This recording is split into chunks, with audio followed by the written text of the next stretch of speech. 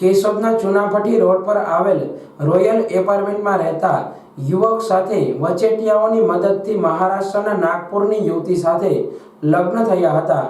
હવે જ્યારે આ યુવતી દાગીના કપડાં લઈ પતિનું ઘર છોડી રફુચક્કર થઈ છે, ત્યારે યુવતીના પતિએ પત્ની સહિત 7 વિરુદ્ધ ફરિયાદ નોંધાવી છે, જે પૈકી રાજકોટ અને કેશોદમાં રહેતા 2 શખ્સોને પોલીસે ઝડપી પાડી ધોરણસર કાર્યવાહી હાથ ધરી છે। આ ઘટના અંગે મળતી વિગત મુજબ કેશોદમાં રહેતા દુર્ગેશ મનહરલાલ ધામેચાને લગ્ન કરાવવાની ઈચ્છા હોય વચેટિયાએ મારફત યુવકને મહારાષ્ટ્રના નાગપુરની યુવતી સાથે પરિચય કરાવ્યો હતો અને લગ્ન કરવા નક્કી થયું હતું। તે પહેલા યુવકને યુવતી સુધી ઓળખાણ કરાવનાર વચેટિયાઓએ યુવક પાસે 2,49,999 ઓનલાઈન ટ્રાન્ઝેક્શન કરાવી પડાવી લીધા હતા। બાદમાં મહારાષ્ટ્રના નાગપુરમાં રહેતી લલિતા એકનાથ ભાસ્કર નામની યુવતી સાથે લગ્ન થયા હતા। આ યુવતી કેશોદ તેમના પતિ સાથે થોડો સમય રહી માવતર જવું છે તેમ કહી પતિના ઘરેથી નીકળી ગઈ હતી અને સાથે પતિના પૈસે ખરીદાયેલા 9,815ની કિંમતના કપડાં, 18,999ની કિંમતનો મોબાઈલ, 22,420 જેવી કિંમતના ઘરેણાં લઈ પતિના ઘરેથી ભાગી છૂટી હતી। મારું નામ દુર્ગેશભાઈ મનહરલાલ ધામેચા। અમારે લગ્ન માટેની રૂપેશભાઈ મનહરલાલ ધામેચા અને ઘનશ્યામભાઈ નારણદાસ નેભવાની એ બે આવીને રેકડીએ અમારો સંપર્ક કર્યો અને મને કે સારા પાત્ર ઘર છે, નાગપુર જઈને આપણે જવું પડશે, જઈએ તો લગ્ન થઈ જાય એમ છે, તો એના માટે 15 દી પછીની આપણે ગાડી છે ટિકિટ કરાવીએ।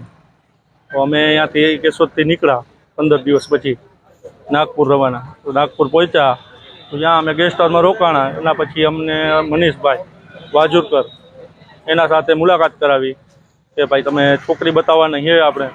તો એના પછી એના મામા સૂરજ રહીએ છે કે એના ઘરે છે, તો એના ઘરે જવાનું છે આપણે, સૂરજ ચતુરપુરને એના ઘરે ગયા।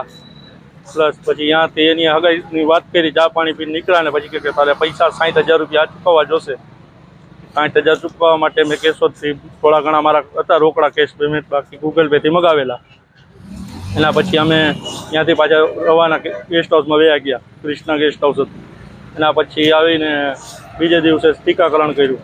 ટીકાકરણ કરીને બીજે દિવસે અમે કોર્ટને અહીંયા ઓલું કરાવ્યું, નોંધણી કરાવી। નોંધણી કરાવ્યા પછી એને કીધું 4 દિવસની એને તકલીફ આવી શકે એમ નથી, અમે ગુજરાત પૂગી જાઉં। અમે કીધું ના એવું નહીં, એક કામ કરીએ 4 દી અમે રોકાઈ જઈએ, 4 દી પછી ભેગા જ જાઉં। એના માટે 4 દી વધારે એકસ્ટ્રા રોકાણા। એના પછી અમે કેશોદ આવ્યા અને પછી અમારે જે મંદિરની વિધિ હતી એ કરીને સર્ટી બનાવ્યું, આપણે લગ્નનું જે સર્ટી કહેવાય લિવિંગ સર્ટી એ બનાવ્યા પછી થોડાક દી રહીને પછી કે મારે મામીની તબિયત ઠીક નથી, રોવા ધોવા માંડી, મારે જવું જ છે। અમે કીધું હમણાં તો આવ્યા છે જે અઠવાડિયું 10 દી થયા, એના પછી કે નહીં મારે જવું જ છે। અમે કીધું કોઈ વાંધો નહીં, ભલે જાજે। એટલે ગયા। કેટલા પૈસા આપ્યા હતા? ઘરેણા કેટલા હતા? ઘરેણા હતા 22,700ના ને રોકડા રૂપિયા આપ્યા 60,000, એક 90,000 ને એક 57,000 ને બીજા પૈસા આપ્યા આપણે એમાં। કેટલા લોકો પર તમે ફરિયાદ લખાવેલી છે? 7 લોકોમાં। યુવકે પોલીસમાં પત્ની બનેલી લલિતા એકનાથ ભાસ્કરે વચેટિયા બનેલા ગાયત્રીનગરની સામે રહેતા ઘનશ્યામભાઈ નારાયણદાસભાઈ નેભરાણી, ફરિયાદીના રાજકોટ રહેતા ભાઈ રૂપેશભાઈ મનહરલાલ ધામેચા, જ્યારે નાગપુર મહારાષ્ટ્ર રહેતા મનીષ રમેશરાવ વારજુકર, પ્રીતિબેન મનીષભાઈ વારજુકર, સૂરજ ગણપતરાવ ચૈતપુરે, અર્ચનાબેન સુરેશભાઈ ચેતપુણે વિરુદ્ધ વિશ્વાસઘાત અને 3 લાખની છેતરપિંડીની ફરિયાદ નોંધાવી હતી। આ આરોપીઓ પૈકી પોલીસે કેશોદના ગાયત્રીનગરમાં રહેતા ઘનશ્યામભાઈ નારાયણદાસ નેભનાણી અને મૂળ કેશોદના હાલ રાજકોટ રહેતા રૂપેશભાઈ મનહરલાલ ધામેચાને ઝડપી પાડી ધોરણસર કાર્યવાહી હાથ ધરી છે। કેશોદ પોલીસ સ્ટેશનમાં ગત રોજ એક છેતરપિંડીનો ગુનો દાખલ થયેલો છે, જેમાં ફરિયાદી દુર્ગેશભાઈ મનહરભાઈ ધામેચા કે જેઓ કેશોદના રહે છે, જેઓના લગ્ન ન થતા હોવાથી તેઓ તેમના ભાઈ તેમજ કેશોદના ઘનશ્યામભાઈ નારણભાઈ નેભાણી, તેમના ભાઈ રૂપેશભાઈ નો સંપર્ક કરી અને આ બંને જણા છે અગાઉ એમના મિત્ર છે જે નાગપુરના એના રહીશ છે, તો તેઓએ અગાઉ આવી રીતે લગ્ન કરાવી દેતા હોય એનો વાત જાણી એમનો સંપર્ક કરી અને ત્યાં નાગપુર જઈએ અને એક આરોપી છે લલિતાબેન, એમની સાથે સગાઈ તેમજ લગ્ન કરીએ તે દરમિયાન જુદા જુદા સમયે 2.5 લાખ જેટલી રકમ તેઓને આપી, તેમજ કેશોદ આવી અને તેઓની સાથે મંદિરમાં હારતોરા કરી અને બીજા પણ 51,000 એમ કુલ મળીને 3 લાખ જેટલી રકમ એમને આપેલી.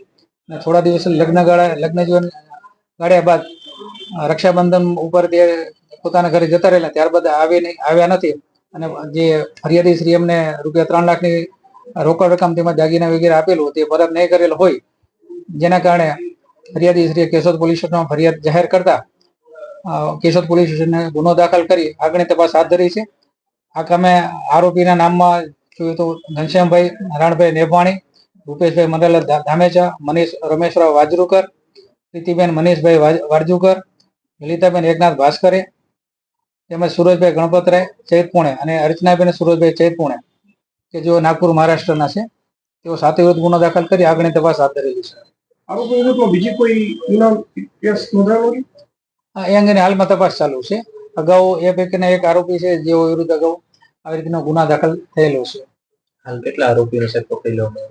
હાલમાં 2 આરોપીને હસ્તગત કરવામાં આવેલા છે, ઘનશ્યામભાઈ અને રૂપેશભાઈ, જેઓને કેશોદ પોલીસ સ્ટેશન તપાસ હાથ ધરેલી છે.